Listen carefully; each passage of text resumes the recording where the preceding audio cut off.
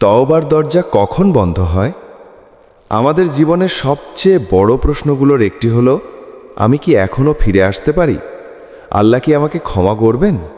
কারণ আমরা সবাই জানি আমরা নিখুঁত না, আমরা ভুল করি, গুনাহ করি, আল্লাহকে ভুলে যাই।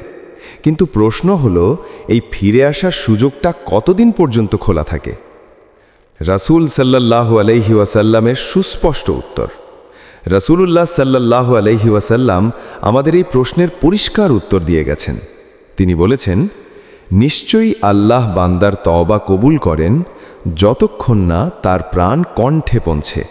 সুনানে তিরমিজি, হাদিস নম্বর 3537, সাহি। ভাই ও বোনেরা, এর মানে কি?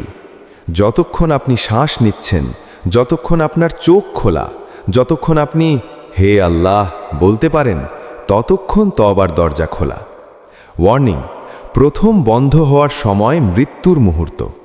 যখন মানুষের প্রাণ কণ্ঠে পৌঁছে যায়, যখন সে নিশ্চিতভাবে বুঝে যায় যে এটাই শেষ, ঠিক তখন তওবা আর কবুল হয় না।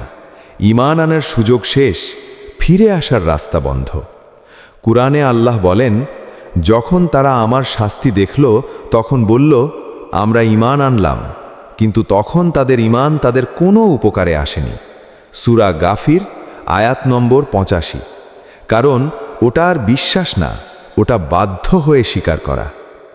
দ্বিতীয় বন্ধ হওয়ার সময় সূর্য পশ্চিম দিক থেকে ওঠার আগ পর্যন্ত।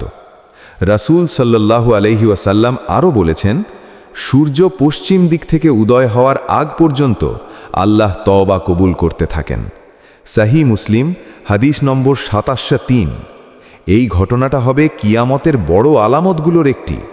যেদিন সূর্য পশ্চিম দিক থেকে উঠবে, নতুন করে কেউ তওবা করতে পারবে না, কেউ ঈমান আনতে পারবে না। তখন সবাই বলবে, আমরা বিশ্বাস করি, কিন্তু তখন আর কোনো লাভ হবে না।